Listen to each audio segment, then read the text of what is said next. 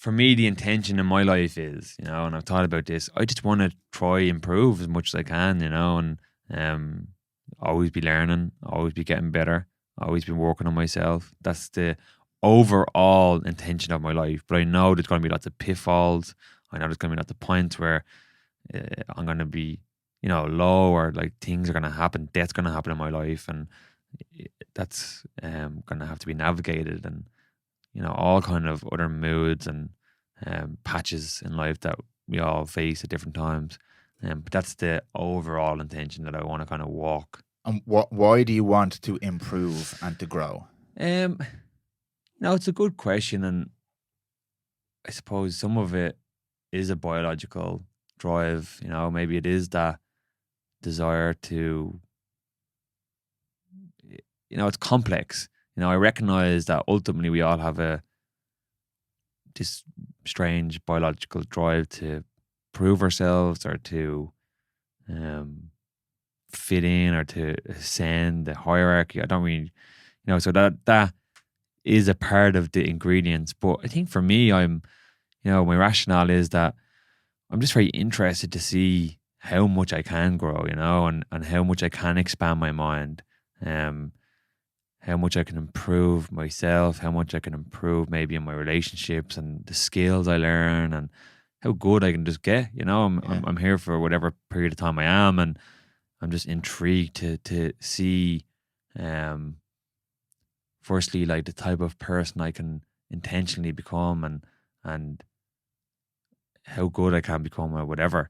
And then also, I would love to just be able to leave the world in a better place than I came here, and have a positive impact on humanity, and help in whatever way I can. And that's another motivation to making money and generating wealth, so I can use that to do good, I suppose, in society. So I think that's the answer. It does, yeah. It's a very, very difficult question to actually definitively answer. And two people jump into my head. Alex Hormozy talks about happiness a lot. He's the guy I mentioned earlier on. He's made himself over the last 5 or 6 years extremely successful. He's an investor, and he talks about happiness. And he said, "Why do we think it's happiness? Why do we think we all should be happy? Because it's making us unhappy thinking we're supposed to be happy." And he again talks a lot about the process and work. Work gives him purpose, and purpose makes him get out of bed in the morning. And for him, that's where the book stops. So he's worth many hundreds of millions, but he's like, it's not about the money for me. It's the work I'm doing. I'm doing the work, and it gives me purpose. It gets me out of bed. I'm motivated. I enjoy it. Yeah. So I'm doing it. I'm not looking for happiness here. Like, he has all the money in the world. He could retire. And that brings me to linked into what Peterson says about, go get to the point where you have enough money to sit and drink mimosas on the beach, or whatever you're drinking, sex on the beaches, for the rest of your life. He says, a week in, you'll be bored. 2 weeks in, you'll be miserable. Yeah. So I often think about, like, what is it? Because again, the cliches come around, and usually there's truth buried in the cliches. It's about the journey. It's not about the destination. It's a cliche. But when you look at what those two people have just said there, and what you've just said, and I've used that in my time. Yeah, myself, but you've just said it there. So it's not about, like, I know you had the end goal of making the world a better place and helping people, but ultimately every day you want to be better, because it gives you a reason to get out of bed. It does, like, and that's my meaning, It's your meaning. It's the meaning I'm trying to find. It's a purpose, and that's what allows me to actually justify making an effort and living. Exactly. You know what I mean? Because if I don't have that framework of purpose and meaning that I can draw from, well, then life just becomes this thing that I exist in, and like, why the fuck am I alive? Like, and what's the point? And I've been in that place. You know what I mean? Of not having purpose, not having meaning, and not having direction, and not having drive to go in any direction. Yeah. And that, isn't a nice place to be in. And money means nothing when you're in that place. No, it doesn't. Nothing. And doesn't actually at all. So, like, we need to derive meaning and purpose from something, whatever that is.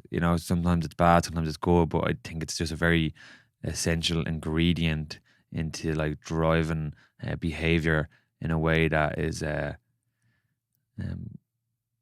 to make us move, and not feel so stuck. Yeah. And that shows up in, like, the need to feed your family, the need to pay your bills, the need to get a wage, they drive that as well, Absolutely, which is why, like, and we mentioned this point at the start. Yeah. If your 9 to 5 is doing it for you, that's it. Yeah. That's the whole point. You don't have to quit and start an empire to be happy. And just to tie it in my own way back to the seek wealth, not money or status. If I interpret what you've just said and the points we just made there about the everyday working on yourself and having purpose and drive and meaning and motivation. The motivation to have wealth is not to sit on the beach and drink. It's not to not have to work, but it's to find more things that give more meaning to my life, like my relationship with my partner or my children, my relationship with myself. I can't focus on those things if I'm under pressure to pay my bills. And it's like Maslow's hierarchy. It's the self-actualization style of thing. I'm not seeking this wealth and financial freedom to not have to work. In fact, I would be miserable if I didn't have to work. I would like the time I spend doing these things to be more meaningful. And I think that's what Naval is talking about. And he says, like, this famous line, get everybody rich and then make them happy. And that's what I interpret that as. Not because I have loads of money, so now I'm happy.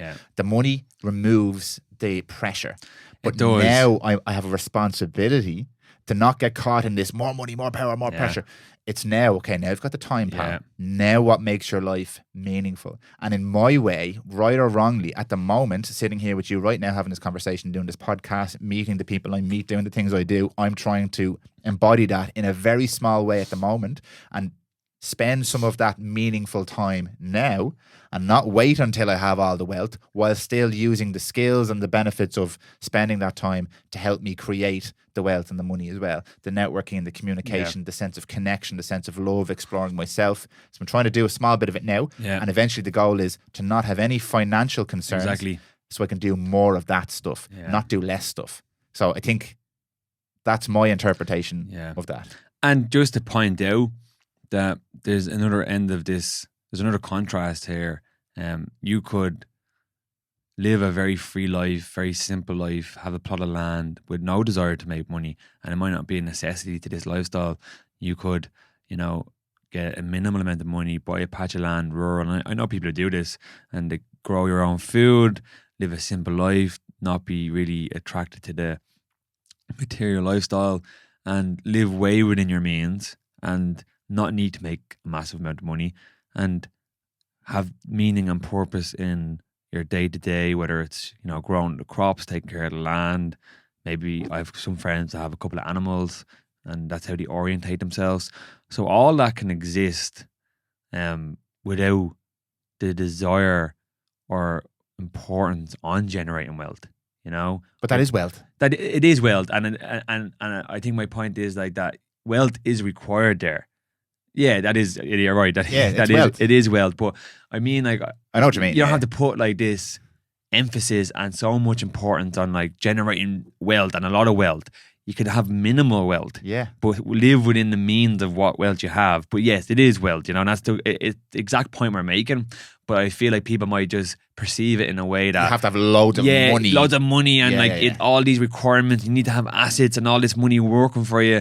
Like, yes, if you want a certain lifestyle, but you can have a very simple lifestyle, live within your means, have a minimal amount of wealth that can be much easier to obtain. And to manage and sustain. Yeah, and have your meaning and everything attached and live a great, happy life.